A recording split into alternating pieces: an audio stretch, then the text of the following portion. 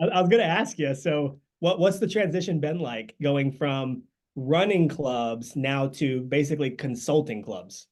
So it's I missed because my last role with TFF, I was overseeing fitness for all the 11 locations. So I was kind of with one-on-one with the FMs, the trainers, at PT Academy, all that. So that was fun, man. I actually do miss that. I miss teaching and coaching on that aspect. But I like the consulting piece. I love doing that. It was something I've always wanted to get into. I just didn't want to do. I didn't want to be another business consultant. Uh, Kind of, there's just a lot of them out there in the fitness world. So I'm Yeah. glad I can do it under a brand like Les Mills. And then just my experience with 23 years in the clubs, it speaks for it's an easy conversation to have, and you definitely have some clout with these club owners because they understand where you're coming from. But man, just culture wise, it is night and day difference, man. And not having I was at a basketball game on a closeout and I was texting I said I was at a Boston game and I texted Edgar. I'm like, hey man, how you doing? And he's like, I don't He said, it's only 10 o'clock. I'm still at the club. yeah, man. It was like 5 o'clock. We were at a basketball game, and I'm like, yeah, I know your prime time just getting started. So it's different. It's I love the culture. I think that was a big Yeah. I know that's a big and we'll talk about it. I know that's one of your um big pursuits is culture and building culture. And it's just the two worlds between TFF and Les Mills. It's been fun. It's been a fun transition. Yes. Yeah, I'd be curious to hear your thoughts on that because I think you and I have taken a step that not everybody takes. We've there's a lot of gym people that just stay gym people their whole life. Man, Yeah. close out is what they do, leads, calls, let's get referrals, PT packs. I mean, that's just where they live. Yeah. And you and I lived there for a while, like we did it. So we know it, we understand it. And I think you and I have taken a step out of that world into a little bit of different roles where we now still work relatively closely with these operators, but we work in such a different capacity that in my experience has allowed me to have freedom of time with my family. It's allowed me to be able to have more control of my schedule. It's allowed me to be able to use all these lessons that I've learned, some the hard way, some process, to be able to help teach other people or guide other people or even create value for other people in what they're doing and how they're doing it to hopefully give them the same resources to be able to either make that jump or have the freedom that they want within their business. I And agree. I agree. I yeah, think that's actually what I was going to ask you. I'm curious how you feel or what you think. Like, is that a disconnect for some people, or is there freedom in both regards, and what does that look like?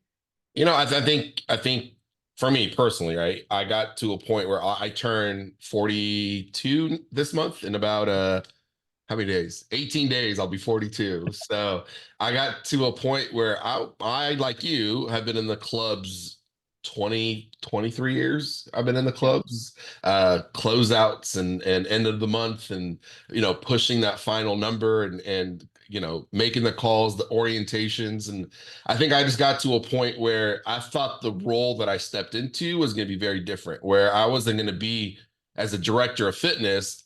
My expectation of the role wasn't to be in the clubs on a day-to-day basis, grinding it out like a fitness manager. I don't mind doing that. I don't mind coming in and so I actually love being in the trenches and supporting, but I also had 11 other clubs that I had to build strategy and coach and develop. And I just felt like I almost had I was more in the clubs as a director of fitness than I was as a general manager.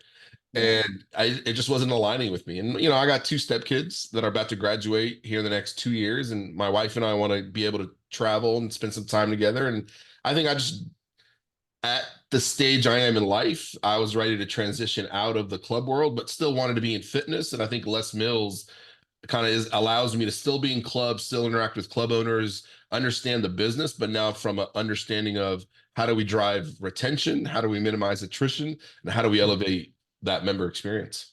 yeah.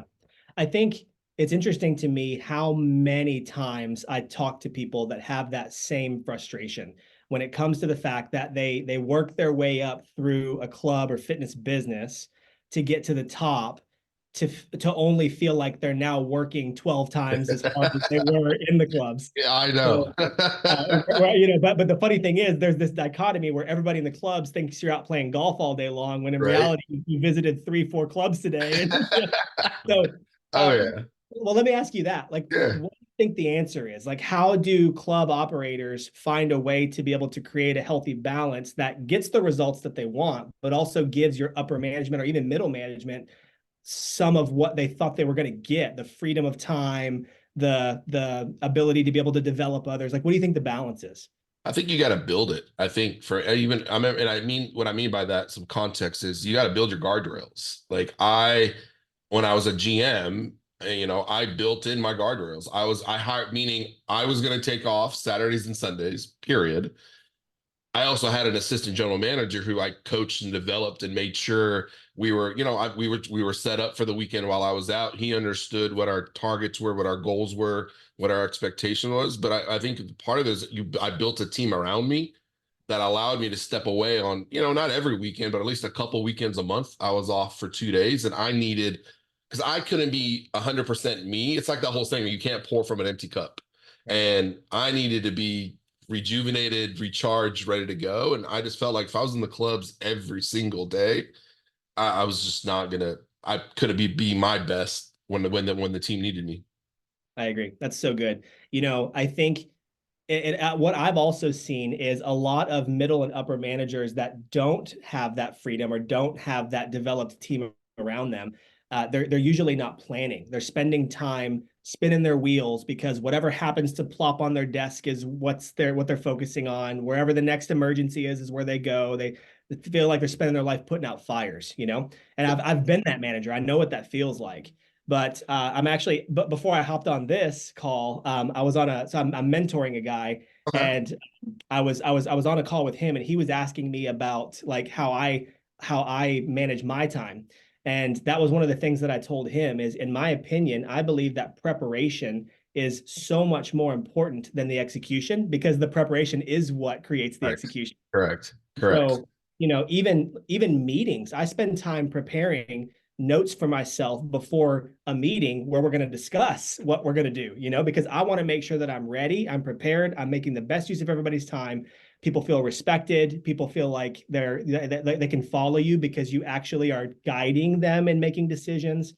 And that's one of the best ways that you can develop leaders, is by preparing whatever it is that you're going to do when you're spending time with them. That way it's not, I'm here, what fires do we need to put out? Or in your like what you were saying about closeout, I'm here, let's get on the phone. I mean, that's not the case anymore, because you've prepped, you know exactly how many leads you have, you know exactly how many calls you got to make, you know who your resigns are. Like you've spent the time preparing a strategy, which is what, in my opinion, a director should be for, Yeah. right? Right. Right. And I think that just comes with, ask me that question, earlier in my career, and it was all reactive, right? I reacted Yes. to everything, right? And I think with that comes maturity. And I have some amazing mentors. I mean, some of my mentors were regional vice presidents and area directors, and leadership was a big growth is one of my own personal core values. So I seeked out how to be a better leader and how to run a team better, and how to manage the business better. And over time, yes, I got better by sitting down at the beginning of the month and, all right, let's review the month. What do we need to do every day? How many appointments do we need to have? And it became that just became the stress just went away. Like it just now it's just a matter of, showing up and make, as long as we had those targets, I knew how we were going to perform. But I think that comes with time and maturity. Yeah, yeah. I'm curious. I'm curious on your thoughts. We spent some time within the same company at different times, but we've also spent so much time in the fitness industry. I remember whenever I first got into fitness and then started working my way up, I always felt like our business plans were just insane. We only need 7 million leads. That's 3.5 million appointments. 3.5 million appointments means, 2 million Right. shows. 2 million shows is a million sales. That's all you need. That's it. That's simple. Like, these sales guys are like looking at you like, Are you kidding me? You know? Right? Okay, where's that all going to come from? Yeah, exactly. So, then you have these crazy business plans that the salespeople don't believe in, and then the salespeople quit because they're like, "This is crazy. You lied to me. I'm not going to make any money." And then there's turnover, and the wheel goes round, right? So, in Right? I know over time, we've figured this out, which I think is why we're in the positions that we're in. But I'm curious to hear your thoughts on how you have learn those lessons and what you've seen to be the biggest things that create actual success in setting up a business plan and holding people accountable to it. Yeah, I think it's one, doing the business plan, right? And I think part of it is understanding what's in it for them. I think that was my biggest pivot was understanding what's in it for that person sitting across from me, not what's in it for me or the club. Because for me, in my roles, I didn't make money unless the team made money, right? Or unless my leaders made money. So helping them understand, hey, if we can get to these metrics, here's what that looks like financially for you. And when I was able to do that, you get a different level of buy-in, because Yeah. now they tie it back to, wow, like if we just do an extra 20 memberships and you hit your bonus, what does that mean for you financially? Yeah. And the buy-in was just different. I think they had more skin in the game because they understood what the impact was to them financially, and then obviously to their families and food on the table. But then for the club, what does that mean for the club's performance? And I think once you start kind of going in that direction first, what's in it for them, and then back into, well, what does that mean for the club, and then back into what does that mean as far as daily setup and execution. I think the conversation becomes much less about, oh, I just need to be selling every day, but also I do need to be selling every day, but when I do, here's what that ROI looks like for me personally. And that, when I was taught that, for me, changed my outlook on business plans. That's so good. Yeah. I think, for me, I've early on realized that truth almost by accident because I've always been a very relational guy. And so getting to know my staff really helped me to be able to set up those business plans, to your point, with more of a how can this help you mentality. And I remember one of the very first conversations that I had that I saw really great results. That this is what I mean when I say by accident. I was in a basically a regional fitness manager role, and I was helping the head trainer do all their one-on-ones. And so we were sitting down with each trainer, of course we had the traditional conversations, what are your resigns? How many new business units do you need? Blah, blah, blah, right. But I knew this guy pretty well because I'd had some personal conversations with him, and I knew he'd talked to me about the fact that he was living with his parents and he was trying to get his own place. And so in natural conversation, not even part of the business plan, I brought that up and I was like, "Hey, how's the apartment search going?" And he was like, "Oh, I found a couple places that are really close here to the gym. They're it's going to cost me a pretty penny, to get in. Don't have a great credit score or anything, but I need about this amount to be able to put down." And I remember, just again in natural conversation, I was like, "Okay, well, man, if we increase your business by this much, you can make that amount this month and have that extra money to be able to put down for your down payment to get in that apartment." And he was like, "Huh, yeah, okay. How many new business units did you say I needed?" And he hit it that Oh month yeah. and exceeded it. Oh And yeah. I'm never going to forget that because it was a natural conversation that ended up being a leadership lesson for me. And so I realized, it just snapped, and I went, "Oh, he doesn't care about having 7 new clients. He cares about getting his own place." Yep. And so that's where I started to lead through relationship, and Yeah. leading through relationship helped me understand the person more, which helped me manage people differently because not everybody can be managed the same way. And number two, it helped me to be able to make more effective business plans because the business plans are tied to what you want, not necessarily what I want or what the Right. business, overall needs. But guess what? By helping you accomplish what you want, to the point that you made earlier, I get what I need and the business get what it needs. Yeah, So it's funny. It's just, I think you realize that. I think, but we realize that through, you talked about hard lessons. I used to do business. All right, what do you got coming in today? Or what do you got coming in this month? And then, well, I need more. Like, I need more. Can you do more sales? Hey, I need more supplement sales. And it's like, so again, as a trainer in my past life, I didn't feel, I hated that conversation with my fitness manager because it was just, they just saw me as a dollar sign, which probably is how many yeah, trainers are seen today, is as dollar signs for big boxes because just of the approach. And I think you switch that approach, like we were just talking about, into more of a what's in it for them financially, and how does that impact who they take care of outside the club. I think you get a different response, and now they're bought in and actually want to do good to help you because you're helping them. Exactly. Yeah. And that's I think where culture starts to come into play. I know you are and I am as well, have always just been huge on culture. I mean, I've written many articles about it. I've tried to put into practice as much as I possibly can in my own businesses. And if you really have a culture of making sure that you care and that your people care, what starts to happen, what I've seen is people that don't care start to stick out like a sore thumb. Oh yeah. And so even with the business that I'm part of right now, Traction Group, we've got 11 open and operating locations. We're opening our 12th in March. We are expanding, open up a couple different brands. We're in a recovery wellness brand, opening up 9 locations 2 years. We're exploring some additional brands. Anyways, we're growing very, very fast. Because of that growth, we've really had to lean into our current staff to figure out who's going to fill these gaps as we grow. Yeah. So now we're in a position, let's see, over the last 18 months, we've gone from 6 locations now to about to be 12. It's going to grow even more exponentially this year, 2024. And so we've already now set up our middle management level to make sure that we're ready for that growth. And all of that came from sitting down with each one of these people, making sure that we know what their goals are, what they like to do, what they don't like to do, what their aspirations are, and really just having these conversations to help us understand how we can get them to where they want to go.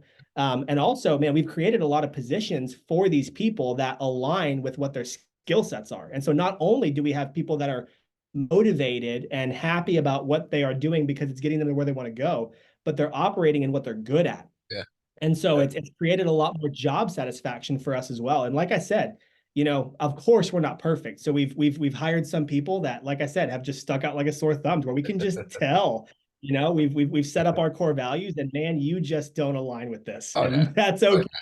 For sure. Let's part ways and let you go where you fit. And I think you hit it on the head. I think it's core values. And I know we're starting our podcast. I mean, I'm just gonna hit record and go here. So we'll just roll it Rock. this way. But I think you hit it on the head. Core values. I think for many companies, it's just the integrity and honesty and but with no context or no meaning behind it. And I've always believed, and I think, from what I've read and listened to you from on some of the podcasts you've been on, is you hire, you fire, you develop, you coach based off those core values and whatever they are. But that is your kind of North Star on here's who we are. This is our DNA, and either you're going to fit in or you're not. But we're going to find out real quick if you don't fit into this DNA, because those core values are not going to be exuded. And when we don't see them, and I think where leaders get caught is they either wait too long, or the guy brings in some financial revenue. They're like, well, he's our top grosser. I'm like, who cares?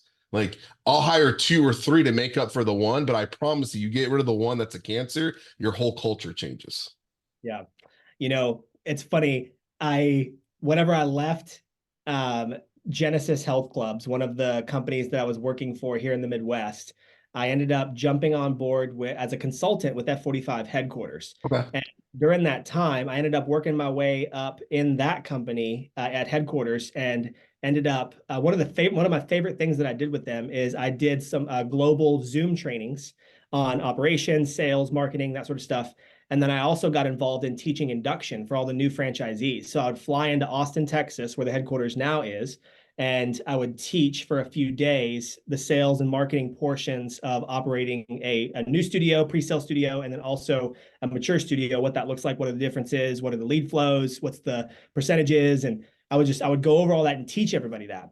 And I really, really enjoyed that. I love teaching and coaching, and that was really fun for me.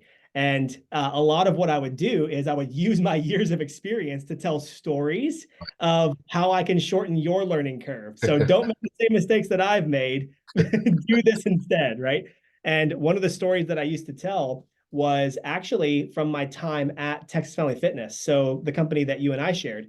And whenever I first got there, I remember that one of the locations was severely underperforming. And I walked in the door and immediately knew that it was a staff issue. The culture there was just toxic. I mean, general manager himself, like, hi, my name's so and so. Oh, by the way, this gym sucks. It doesn't have any leads. The leads are bad. There's low visibility. I mean, just every excuse in the book. And of course, that bled down into the staff. And I heard the same excuses from everybody else in the building. And my mistake was I just told everybody they were wrong. I was like, that's stupid. That's an excuse. This is your fault. And guess what happened? They ended up orchestrating a walkout on me. Wow. I came in one day to spend some time with the staff. We were supposed to have a staff meeting, and I came into a note on the general manager's desk that said, "Hey, we've all left. You think you know everything? Well, go ahead and do it yourself. Good luck. Everybody's gone. Have fun." And Wow. so I spent about 30 days basically by myself at that location. I pulled some staff from some other locations to help Yeah. me with opening and closing. I really took my time finding a general manager. I wasn't just going to throw anybody in there because I knew it was a culture issue and I needed to change that. And so, man, it was hard to change the culture there. It took me about 120 days to actually get at least a skeleton staff there. But once we got a good staff built there, while I was there, that club never missed goal. We hit EFT every single month, Awesome. 100% units. I mean, like everything changed, and it was because the culture changed, right? Yeah. And it was that was one of the lessons that I learned is you're dealing with people, and so you can be right or you can have a team sometimes. And so that's where I had to take a step back and go, okay, could I have approached this differently? Could I have built a relationship before I started the conversation of you're wrong? Could I have, and all these things that I did, like I said, whether or not I was right, it didn't matter because everybody walked out, you Yeah. know? And Yeah. so instead of it being in my hands and making a decision as to whether or not I can build a relationship with this person and help change his mind, I didn't get a chance to do that because I just told him he was wrong, you know? Well, and it looks like, and what you did though is you took your time, right? And I think I think that's a key part to that conversation is you just didn't hire to fill a hole. Yeah. And I think that's where a lot of people, get in trouble is you hire to fill a hole, you bypass all your core values because you just need a body. And then all of a sudden that body doesn't work out and you're back at square one. And I think you taking your time, I was in a similar situation with one of TFF's flagship clubs where the Mhm. AGM quit and the FM was let go, and I was by myself. And luckily, I had other teammates come in and help, but we took our time in filling in those roles just because I didn't want to go through this again. And but again, once you build that culture and the people, the members, the team feels it, it's crazy what a club can do and how it can perform. But Even shooting staff. Oh, sorry, go ahead. no, but I think what you've got is you've got two opposite ends of culture though, right? Because you've got win at all costs, bulldoze, and then you've got the everything's to be okay, let's love each other. And so where's the happy medium?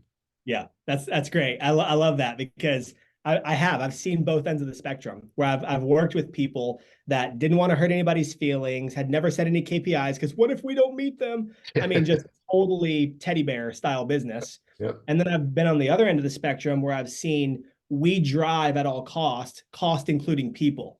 And so we just end up bulldozing staff members just to hit a number. No, and nobody's having fun. It's stressful. It's crazy hours. It's just miserable, right?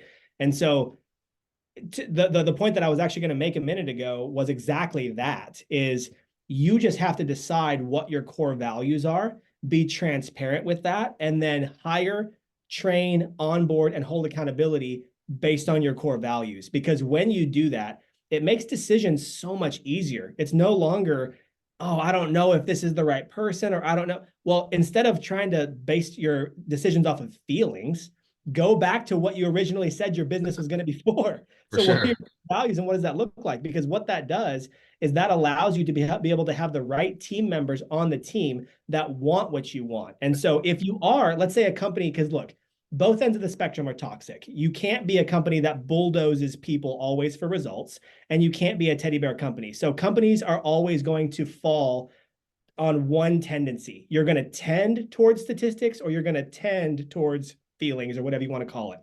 And so, whichever side of the spectrum you tend towards is where you have to be able to make sure that you're hiring, developing, onboarding, and holding accountability to the right metrics for the right people. Because when the right person's in the role, they want what you want. And so, if your target is whatever X amount of memberships per month growth, Well, the right person is striving for that just like you are. And so you're not having to cattle prod them to go towards the goal. They want that goal just like you do. And, especially in fitness, I think we offer a product that people genuinely need. Yeah. This is not something that I'm trying to sell you a $4,000 Kirby vacuum just to get a commission. Everybody needs to move. Everybody needs to be healthy. Everybody needs fitness. And so we have a product that I believe is genuinely easy to be able to want to sell more. And so instead of making sales a bad word, if you're leaning towards the teddy bear side, you can speak to it as though our goal is to change X amount of lives this month. Let's do it together. Or if your tendency is towards the KPI, well, we want to hit X amount of conversion because we want to be the absolute best at changing people's lives. Right. I said the same statement on two leans of the spectrum, right? So whatever your core values are how your message is then portrayed to your teams. Well, and I think it goes back to I hired the right person based off that core value, right?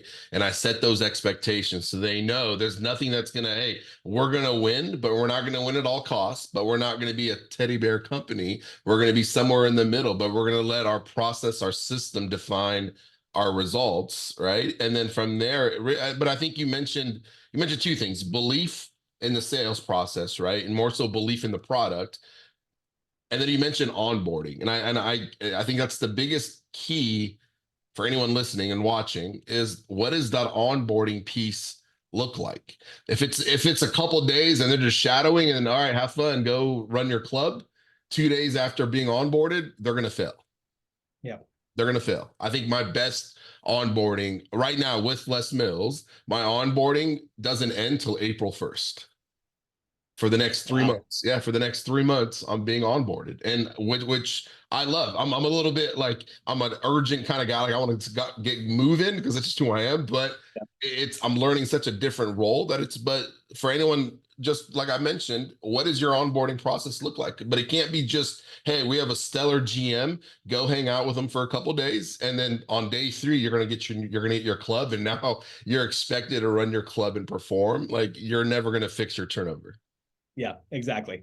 And that's part of my story. I started in the industry as a personal trainer, and the very first personal training job that I ever had was the epitome of poor onboarding. I got an interview because one of my friends was a trainer at this gym, and they told the general manager, "Hey, Ben's getting certified. He'll be great. You should talk to him." So he called me, brought me in for an interview. We spent about 5 minutes just, "Hey, what do you think about fitness? Tell me about yourself." He, after 5 minutes, said, "Huh, yeah, I like you." Threw me a price sheet across the desk and said, "You're hired. Good luck." That was my onboarding, right? And over the years, I've seen so many, even massive global brands do the same thing to where they push numbers so hard that the manager feels the pressure of getting somebody onboarded so fast because they just need to produce. And so they spend an hour onboarding someone, much less a couple days. Right. And then that person turns over. So they have to find a new person. And, again, the circle never stops. Whereas with Traction Group, for example, just to use an easy example. So we have a remote sales team that manages all of our locations. And then we have an internal team that's managed by a head trainer of each location. The head trainer goes through 8 onboarding sessions with every part-time staff member that coaches class, which typically takes anywhere from 2 to 4 weeks. So you're talking about, again, half a month to a month of onboarding for a part-time staff member. Our full-time, we have an entire manual that we go through with session after session after session. They're meeting with multiple team members. They're going over checklists. They're walking through the checklists and the opening and closing procedure. I mean, you name it. It's covered, it's checked off, there's notes taken, and it's signed off on every single day for every single manager. Our remote sales team is no different. We actually decided to make the pivot about 6 months ago to bring all of our sales internal. We were using some third-party companies and whatnot. We decided to bring everything internal because our team members were getting way better results than everybody else. So we began that process of now building out what the onboarding looked like, what the accountability looked like, what the weekly meetings looked like. Again, because we believe that onboarding and accountability are where you create sustainability within Yeah. your business. Yep. And so even again, we're no different than anybody else. We need to hit numbers. We're trying to grow to a certain EBITDA. We want to be able to have a healthy business. We want to hit numbers month in and month out to show the banks that we know what the heck we're doing. It's no different. We're trying to hit numbers just like everybody else. Yeah. The difference is we believe that spending the extra time on the front end of the employees stay with us creates the back end value. What I love, one of the things I love about the fitness industry is if you really truly believe in what fitness is all about, as far as what we give to the customer, then why wouldn't you mirror what you're doing for your employees to what you do for your customers? We 100%. talk about retention and how important low usage calls are. Hey, man, I haven't seen you in the gym for 2 weeks. Well, if it's so important for us to have accountability and follow up with our members, why wouldn't we do the same thing with our staff? Yep. If it's so important to onboard our members properly, make sure they get their fitness presentation, make sure that they know what supplements are best for them, make sure that they know which classes they need to take. If all of that is so important, why isn't it important for us to make sure that we do the same thing with the staff, right? Because those are the people that are taking care of the members. Well, So yeah, it's a it's dichotomy. who's it is an interesting dichotomy, and it's who's it Russell, no, not Russell, no, who is it? Virgin Airlines, Branson. Yeah, Branson, yeah. It's that whole, take care of your people because they take care of your members, take care of your members, they take care of the club. And I think we've got it. We spend more time driving sales production, yet we spend very little time developing and onboarding. Some clubs do it better than others. Don't get me wrong. I've worked at Lifetime. I think Gold's Gym, 24 Hour Fitness. Some clubs have it dialed in, but I think you're in a day and age now where recruiting's hard. You're not finding talent. You've got you've got this interesting, the generation that we're in right now, as far as work ethic and drive. And so it makes, why not pour into who you currently have and develop and onboard them and help them grow? And because how much more expensive is it every 3 months having to go out and hire a new person? And then, you know, for us at TFA, it was a couple $1,000s to go hire a new fitness manager. They train and develop. They go through academy, FM onboarding. I put together an FM playbook similar to what you did. But that's thousands of dollars that if you don't get it right the first time, that's not an investment anymore. Now it's an additional cost to the business. And now you just mentioned EBITDA. What does that do to EBITDA? You're losing money because we can't retain our current team members. I think the other thing that is a fear is, okay, what if I spend all this time creating this material, onboarding new staff members, they're not producing because they're spending time with my team getting onboarded instead, and they end up quitting anyway. Like that's a fear, right? And so I know that, I've felt that, I empathize with that. And I bring that up because I've tried it both ways. I've tried to be the person that just fills spots as fast as I can and hopes for the best. Let's just throw stuff at the wall and whatever sticks is what we got, right? I've done that, but then I've also taken the time and even in some cases taken a bit of a hit on the front end. Like, a salesperson, for example, that's not producing because they're spending 2 weeks doing onboarding.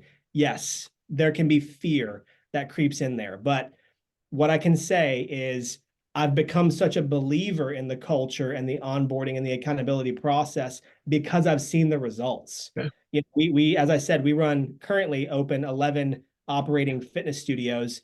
Every single manager at this point, anyway, as we grow, I'm sure it'll change a bit, but at this point, 11 locations. We have 10 managers that have been hired internally, promoted into management positions. Awesome. From that, our remote sales team is no different. Every person that's on that team are the unicorns that we saw were the people that were pushing sales anyway. So we identified the characteristics that we wanted in salespeople and then created a remote sales team of killers that we know have this drive that not everybody has. And so instead of trying to teach 150 people how to sell a fitness membership, we're teaching 6. Yeah.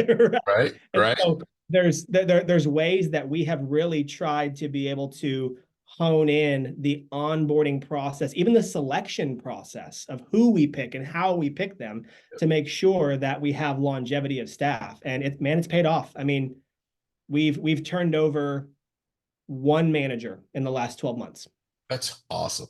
That's so rare to hear. What's funny, it's crazy, is it? So my buddy owns an F-45 here in Dallas, off Oh off yeah. off of Breckenridge, a good friend of mine. And I guess the question for you is what, let's group training, right? It's the new. You've got Gen Z millennials, right? You've got big box clubs. This is part of the conversation I was having while I was in markets the last 3 days. Is there we're trying to these big box gyms have gotten the influx of Gen Z and millennials into their clubs. They're here now, right? We couldn't get them before. Now they're in our clubs, but now they're leaving almost as fast as they're signing up because they're getting bored of what the workout, right? They come in as a community, they come in as a group, they leave as a group because there's nothing more appealing just than strength training. So we're trying to figure out this, how do we get them involved? How do we get them to stay? Because what's happening is you've got this two ends of the spectrum. The older member is the 60, 70-year-old member is leaving. Mhm. The Gen Zs are signing up, but they're also leaving. So you've got this retention nightmare that's about to happen. But I guess the question for you is F-45, your Mhm. member base is that younger member base. When I Yeah. drive by the Breckenridge Club, it is that 25 to 45, 50-year-old member, and so how has F-45 identified what's going on right now with Gen Z millennials, and what's F-45 doing to elevate the experience to pull them into their club? Because you're not an HVLP model, right? You're a couple $100 a month, I think it's $200 to $300 a month for an Yep. F-45 membership. So what are you all how are you all accommodating this generation? Yeah. Well, I will tell you this. First of all, at large, it's a process. You've got to have a system in place because I see just as many boutique fitness studios failing as I do, big box gyms that just can't keep up with the amount of members that they need. So there is a process that we follow that has created success for us. So I will say it's not as simple as, oh, boutique's what everybody wants. Do that. And they'll come and they'll stay. It's not that simple, first of all.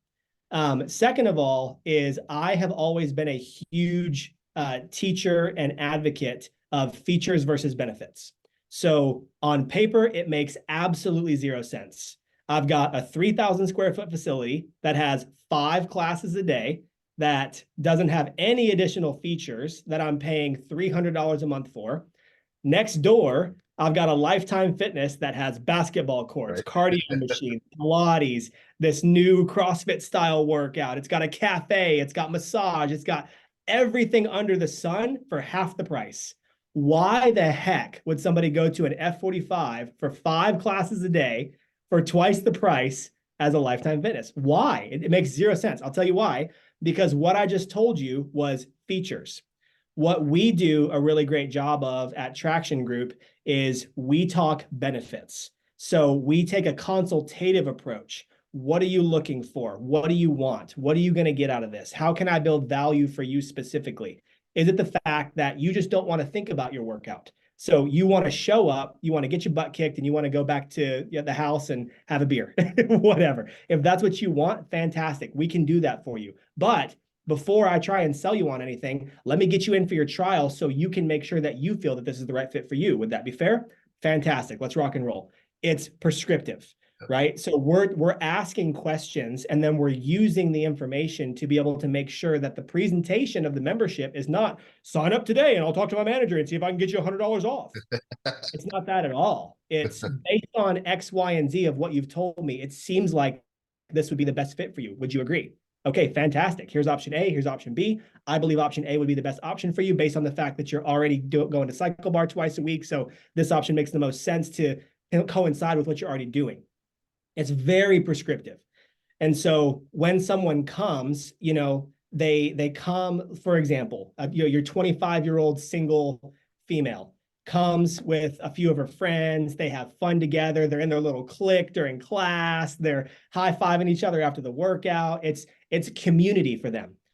So when we run a challenge and we do small group get-togethers, and then we have a big challenge party at the end where we pay for drinks and everybody gets to have a good time and they get to know each other in regular clothes and not their Lululemon. right? That's where the community comes into play. So I'm providing that single 25-year-old female exactly what she wants.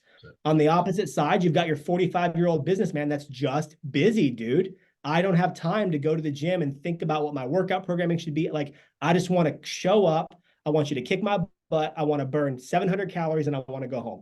Hey, we got that for. Yeah. Yeah. So that's where our difference is we teach our teams to speak to benefits, get to know the person, take really great detailed notes. That way, throughout the lifetime of your membership, not only are we getting to know you better, but we're also even holding you accountable to what you're telling us. So even a retention call is not, hey, I haven't seen you in the gym in 7 days. Is everything okay? That's not what we're doing. I'm calling you saying, hey, I know you had some sick kids at the house last week. How are they doing? Now it's a relationship. And so there's levels of retention that happen because of what our onboarding process is and what our member understanding of what they're looking for is in the long term as well. So I guess the follow-up to that is, how does that same system or process spill over into like a big box club who signs up thousands of members, who's got thousands of members, right? And but we're still trying to create somewhat of that same experience, right? How does a $10 membership feel like a $100 membership? What advice do you have? What are some things or strategies you would implement in some of in that model? Well, the difference is simply the fact that in our system, we've got, 200 to 400 members at an average location. And so one person can handle those Yeah. relationships. So our head trainer can pretty much do that on their own. They can take notes. They can connect with a remote sales team member. Remote sales team member is putting the goals into the notes in Slack. And, so it doesn't really take much to be able to manage that level. The difference is in a big box setting, you're going to have a lot more team members that you got to teach that same level of expectation and process to. So it really goes back to what you said earlier.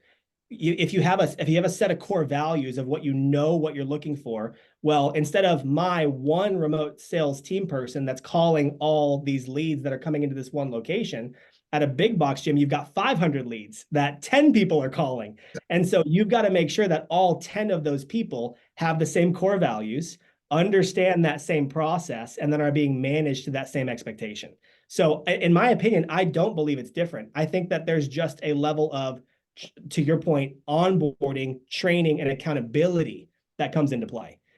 And so if you can do a really great job of having all that in place, then the process really shouldn't be that different. There's just more people involved. That's the only Yeah. difference. No, absolutely, absolutely. And I think you I purposely set it up for a core value answer because I think core value and onboarding, because I think we've drilled that home. Like all the challenges that you might be having with a team member, go back to your core values and your onboarding and what you I think our former CEO used to say it all the time. What you tolerate, you encourage. So that's always stuck in my head. So, If uh, I could tell you how many times I've heard that saying. man, I think it's drilled in my head, but it makes sense. I go back and look at it now, and it's like, yeah, what you tolerate, you encourage, and then Oh, what you encourage eventually becomes culture. So you either are creating it or it's being created itself. So yeah, flashback for you. That's a little flashback for you. So no kidding. I was gonna say you're gonna give me nightmares. I do. So I do have a question, and it goes back to you've got on your Facebook, it says Colossians 3:23 and 24. And it's almost like, what is it? So backstory why I'm asking this question is, so I got baptized for the first time 6 months ago now. Congratulations. Thank you. Thank you. So I'm a new Christian. So I'm going through my journey now. And I went and looked up this scripture, and I wanted to, for me, I wanted to hear your bright understanding of it, is what it means to you, because I've seen it on your Instagram, I see it on your Facebook. Why this verse? Yeah. So let me explain it this way. Part of my testimony is I worked in fitness for a very, very long time. I mean, to the point to where my fitness career really became what I almost wanted to be known for. That's exactly where my identity was. That's where all my hope was. I knew that I had an ability and I put everything I had into that ability. And so as a Christian, um, God put it in front of me in multiple different ways and showed me that I needed to trust in his plans and not just my own plans. And so over time, I ended up actually getting involved with, I actually still am involved to this day with Crosspoint Network of Churches. I do what we call grow groups. So I create materials, I oversee all of the leadership training and development for all of our small group leaders. So we're a big church. We've got 14 locations across Kansas. And so as you can imagine, there's a lot of leaders around the network.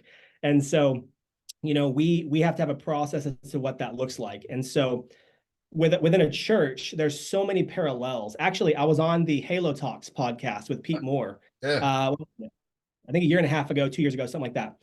And he was asking me a bunch of questions about the parallels. And so I'm bringing that back up because discipleship is helping people understand what your faith is, them making a decision to take on that faith, and then teaching them how to live in that faith. And then in turn, they learn how to be able to trust and live out that faith. And then they begin teaching others that faith.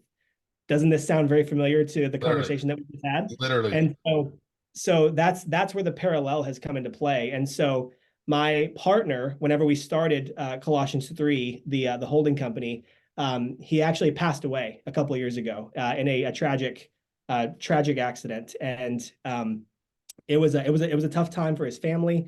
He and I had very similar beliefs, faith wise, also in how we managed our business, and everything just aligned with how we did things. And so we started this business, negotiated and ended up being a part of multiple fitness facilities as ownership stake. And, we worked really, really well together. And the reason why that was the name of our holding company is the verse, whatever you do, work heartily as for the Lord and not for men, knowing that from the Lord, you'll receive the inheritance as your reward. You're serving the Lord Jesus Christ. And so, in my opinion, as a believer, I think that everybody in the world has this desire, has this pull. They want a purpose. They want to be part of something bigger, whatever that may be. And different people lean into so many different things as to where they find their identity. But when you find your identity in Christ, everything else becomes more meaningful. And so, yes, I have a desire and a drive to grow business, but not for business sake, because that's in growing businesses, I've been able to have so many opportunities to minister to so many people. I mean, I've been able to mentor people. I prayed for one of my staff members today. I had a staff member that lost their mother this week that I was able to talk to and minister to. And man, life happens. And we as believers are meant to live life together. And so even outside of our church or whatever you want to call it as our faith community, there's people all around that are hurting and that need some hope, that need a purpose, that need something to lean into whenever they're hurting. Because, man, we live in a broken world, and it's only a matter of time before you're going to go through a hard time. Oh, absolutely. And Absolutely. business has given me hundreds and hundreds and hundreds of opportunities to be able to minister to people. And that's what I am so thankful for, as to why, and also why I do all the things that I do. It's refreshing hearing the higher calling to why you do what you do. And yes, there's a business behind it where, F45 and the COO role and all the, the club solutions, but you can tell it's all through a mentoring, coaching. Your purpose is mentoring and coaching. And you can, it definitely spills through when I'm either listening to an article or listening to a podcast or reading an article. But I think the question for me is how much of that is there a fine line between that coming into the business world, or do you see it now where the two blend together, right? Because I asked this question because I have this book.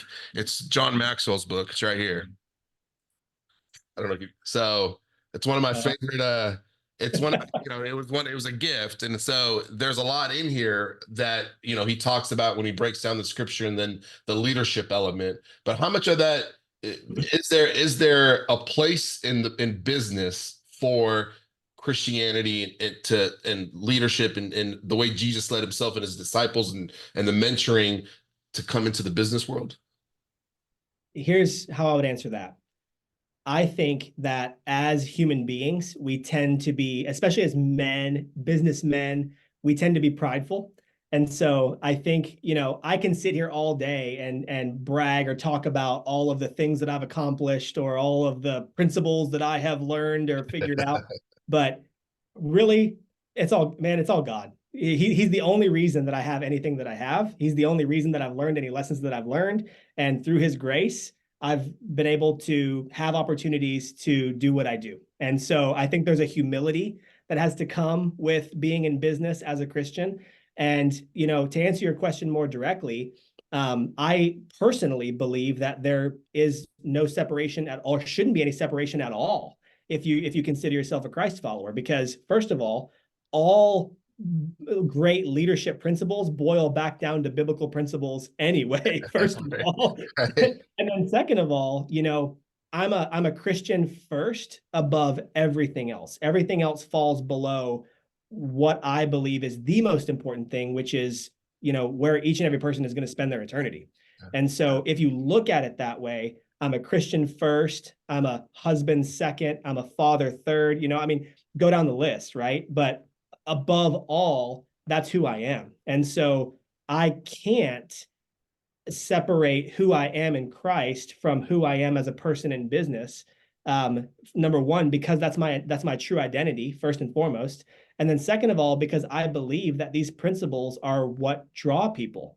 These principles are what helps me be the leader that I should be, or even strive to be, because man, I got a lot of work to do. I am not perfect by any means. And for me, being personally sanctified, to use the faith term, I'm learning and growing in Christ. And through that, I can only hope to be able to minister to the people that are following me in how I follow Christ, as Paul says. Are there one or two principles that kind of for you, like you live, like these are my everyday, these are the one or two that speak to you the most?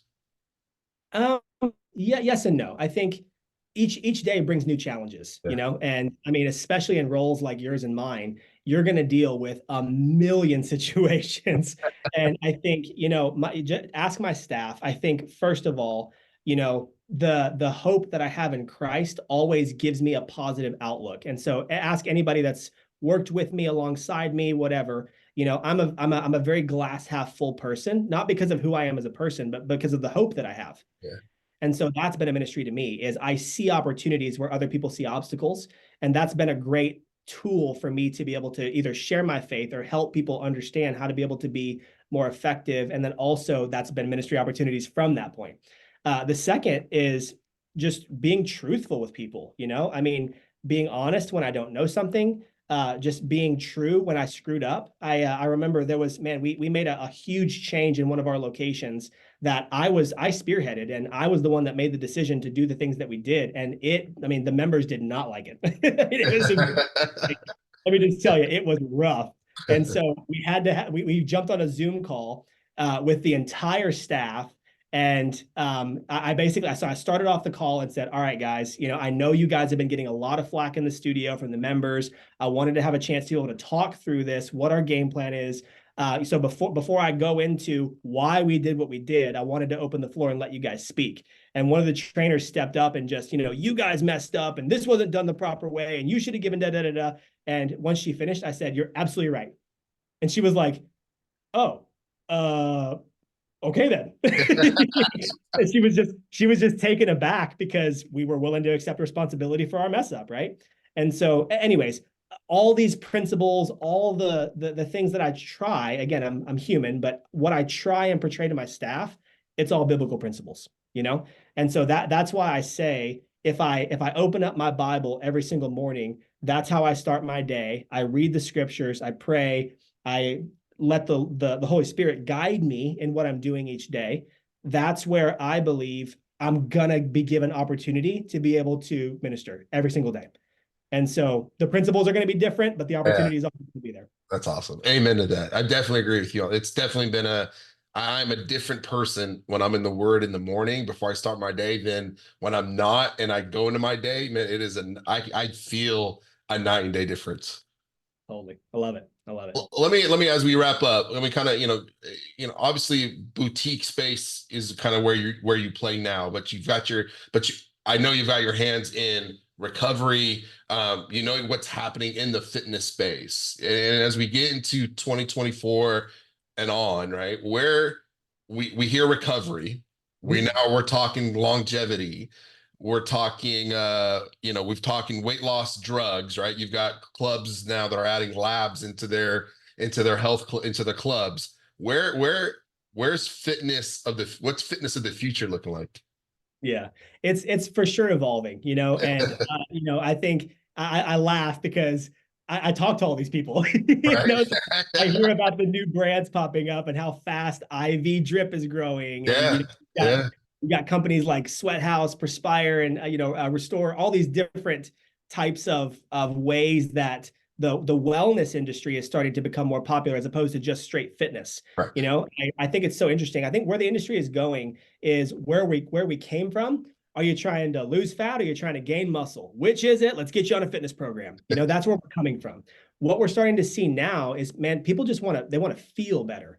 They want to have energy. They want to be able to play with their kids. They want to be able to bend down and tie their shoes without grunting. They want to be able to have a good night's sleep. They want to be able to live longer and be able to do what they want to do in their old age. I mean, we're starting to see the repercussions of how some of these older generations live their lives by not taking care of themselves, not exercising, not eating healthy, and they're living life on 15 medications, and it's just have no quality of life in some cases. And I think that is starting to wake up these next generations because they're seeing these older generations and going, ooh, I really need to take care of myself. And so the one thing that I will say won't change in the fitness industry is you're dealing with people.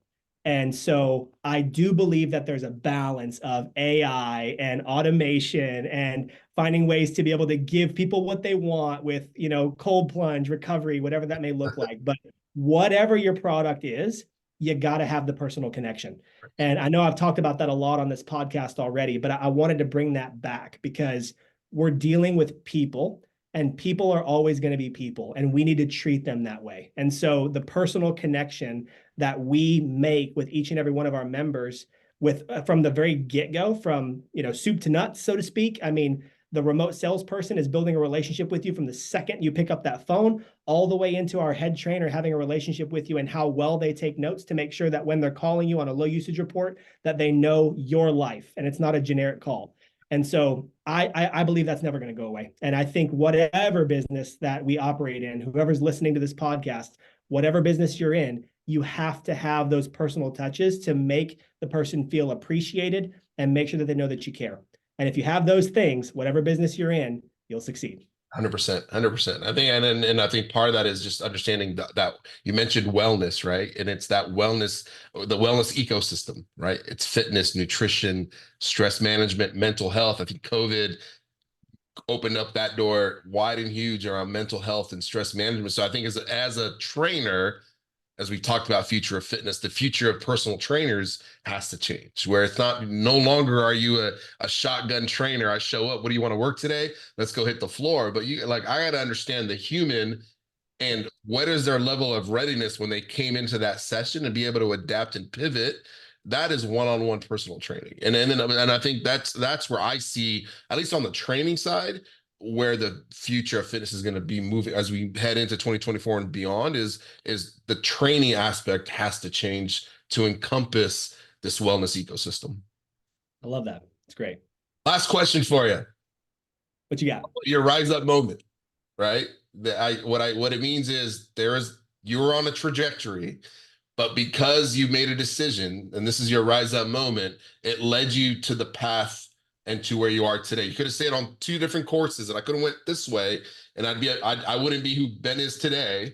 But because I went the other direction, I am who I am today. What is that rise up moment or moments for you? Yeah. There's been so many pivotal moments in my career, in my life, in my marriage that have made me who I am today. And so to pinpoint it to one, I think is pretty tough. But I think one of the ones that really, really shook me to my core and made me who I am today is probably 6 years ago. My wife and I were going through a pretty tough time. We'd been trying to get pregnant. We had our first daughter who was, very young at the time. We were trying to have our second child, and we just kept having miscarriage after miscarriage. And the last miscarriage that we ended up having, the fetuses lodged into my wife's uterus, and she almost bled to death, and ended up going in for emergency surgery. And it was just a very, very tough time that we had to walk through. I mean, for months she had to get blood transfusions to get her levels back to normal. She was hurting, she was fatigued because of all the issues that come with low blood levels. And it was a very, very hard time that we walked through. And in that moment, I really realized that a lot of what I had been doing in the fitness industry, I was telling myself that it was for my family, which, part of it was. But what I was talking about earlier, as far as that being my identity, that was one of the moments that I realized I need to have my identity in God.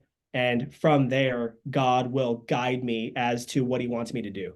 And so there's been a lot of ups and downs in my career to where things haven't gone the way that I've wanted, things haven't worked out. And since that moment, I've had a peace around whatever I wanted for my life. And I have had a lot less stress. There's even been moments, I mean, obviously COVID happened after that. And, the world turned upside down, and, the positions that I was in, I got furloughed on certain things, and there was a lot of craziness. And I just remember having a peace because it was something that I'd given up to God.